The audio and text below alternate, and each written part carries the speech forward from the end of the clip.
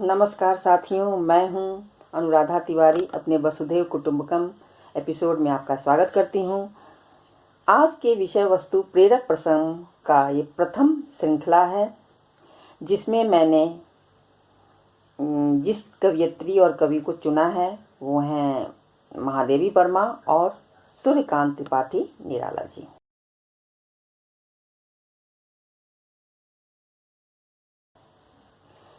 प्रेरक प्रसंग को बताने से पहले मैं थोड़े से उनके जीवन परिचय पर नजर डालना चाहूंगी।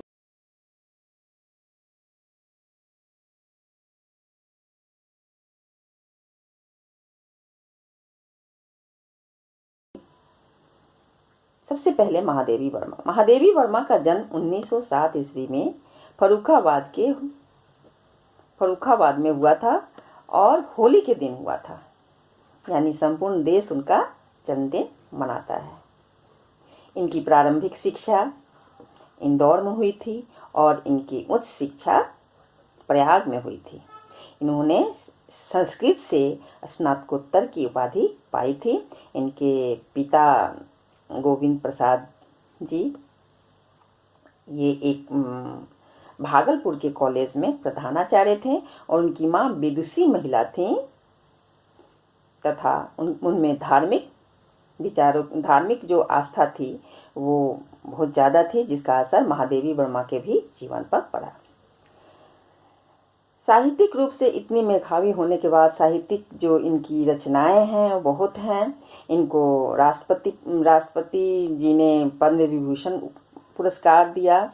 फिर उसके बाद इन्हें श्रीमती इंदिरा गांधी ने भारत भारती पुरस्कार दिया। उसके बाद इनको यामा के लिए ये ज्ञानपीठ पुरस्कार मिला और इनको जब ज्ञानपीठ पुरस्कार मिल रहा था इंग्लैंड में,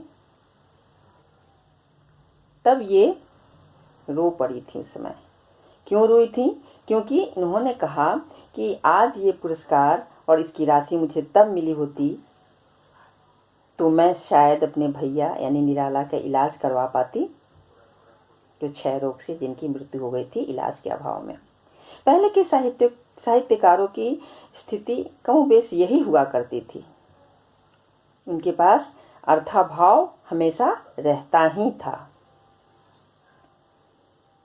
इन्होंने अनेक कविताओं के क्षेत्र में तो ये आधुनिक मीरा हैं। इनके हर कविता में पीड़ा छलकती है। क्या पूजा क्या अर्चन रे, मैं नीर भरी दुख की बदली, शलभ मैं साप मैं वर हूं, मधुर मधुर मेरे दीपक चल, प्रियतम का पथ आलोकित कर। तो आप देख रहे हैं कि इनकी सभी कविताओं में लगभग पीड़ा के स्वर मुखरित हुए हैं, इसलिए इनको आधुनिक मीरा कहा जाता है। इनको पशु पक्षियों से बहुत प्यार था, इसलिए इन्होंने अपना एक निबंध भी लिखे। निबंधात्मक कहानियों में कई पशु पक्षियों को इन्होंने अपना विषय बनाया है।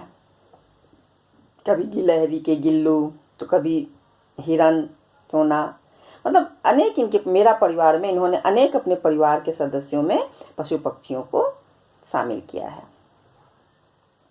इनकी काव्य रचनाओं में नीरजा, सांध्य गीत, निहार ये सब प्रमुख है।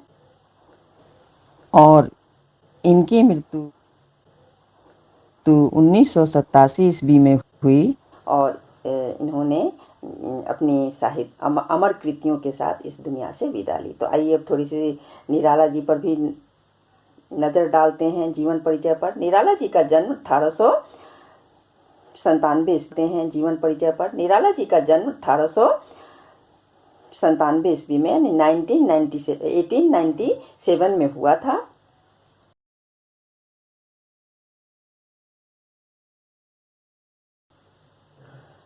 इनका जो जन्म हुआ था वो बंगाल में हुआ था, मेदिनीपुर जिले में। और इनके पिता बंगाल में ही राजकीय पद पर कार्यरत थे। तो इनके पास बचपन में कोई ऐसी कमी नहीं थी, लेकिन बचपन में ही इनकी विडंबना ये रही कि इनके जीवन में माता पिता का सुख नहीं रहा। माता पिता बचपन में ही मृत्यु को प्राप्त हुए और इनकी जो शादी हुई जिनकी पत्नी थी मनोहरा देवी। वो साहित्यिक अभिरुचि की महिला थी और उनका इनके जीवन पर बहुत प्रभाव पड़ा, पर इनके साथ, निराला के साथ हमेशा जीवन में ये विडम्बना होते रही। नियति उनके साथ छलावा करते रही कि कुछ दिन के बाद पत्नी ने भी एक पुत्र और पुत्री देकर इस संसार से विदा ले लिया। और यही कहानी खत्म नहीं हुई।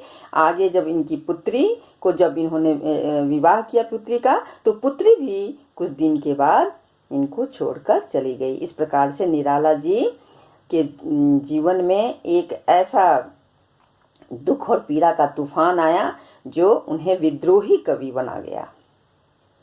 उन्होंने सरोज स्मृति एक लिखी है, जो बेटी की, मतलब उनकी बेटी का नाम था सरोज, जो लगभग, जो पूरे देश में ही नहीं विदेशों में भी प्रसिद्ध हुआ और सर्वश्रेष्ठ शोक गीत के नाम से उसको जाना जाता है।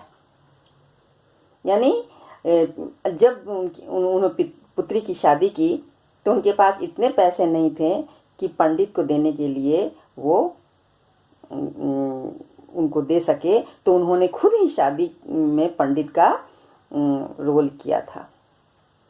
और उन्होंने अपनी सरोज स्मृति में ही एक जगह लिखा है, जब उनकी मृत्यु हुई उनकी पुत्री की, तो उनके पास इतने भी पैसे नहीं थे कि वो उनका तर्पण यानी कि अंतिम क्रियाक्रम भी कर सकें। उन्होंने एक जगह लिखा है कि कन्ने में पिता निरर्थक था, कर न सका तेरा तर्पण। ये उनकी जीवन की कहानी रही। जीवन की कथा क्या कहें जो आज दिल में है, जीवन की कथा हमेशा व्यथा रही, क्या कहूं आज जो न कही। यानी इनके जीवन में व्यथा ही भरी रही। इन्होंने ऐसी ऐसी कविताएं लिखी है जो अमर हो गई है। भिक्षुक पर इन्होंने क्या कविता लिखी है, वह आता दो टूक कलेजों को करता पछताता पद पर जाता।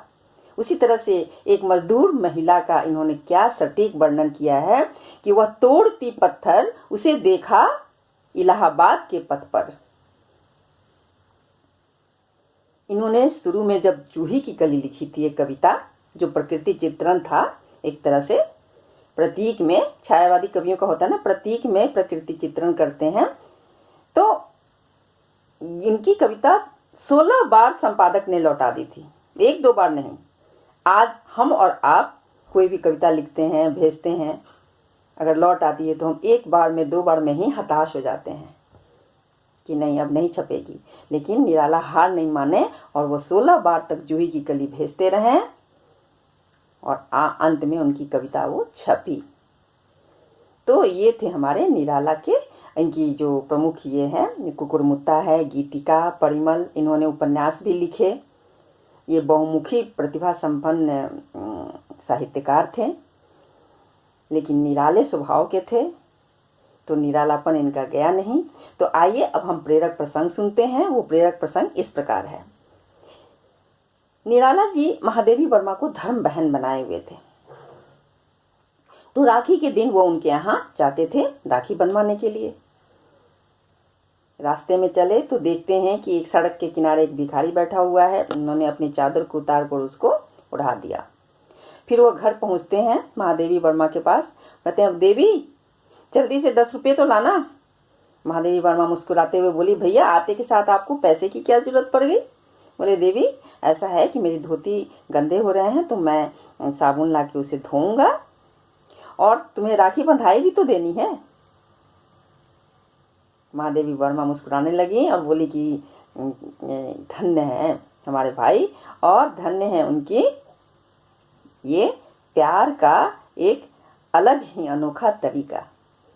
ये उस समय के साहित्यकार होते थे, इनके पास कुछ भी पैसे नहीं होते थे। उन्होंने तुरंत निराला जी को पैसे दे दिए और ये प्रेरक प्रसंग आपको हृदय से गुदगुदा गया होगा कि कैसे हमारे निराला जी थे। आज उनके जब उनकी पुस्तकें आज छपती हैं तो उनके रॉयल्टी से जो है उनके परिवार के लोग मालामाल हो रहे हैं, लेकिन तब उनके पास इतने पैसे नहीं होते थे। तो आज का एपिसोड आपको कैसा लगा आप कमेंट्स बॉक्स में भी लिखिएगा, कमेंट्स बॉक्स में। और अब तक आपने जो चैनल मेरा सब्सक्राइब नहीं किया है तो कर लीजिएगा, लाइक शेयर सब्सक्राइब कीजिएगा। और मिलते हैं अगले एपिसोड में अगले विषय वस्तु के साथ। तब तक जय हिंदी, जय भारत।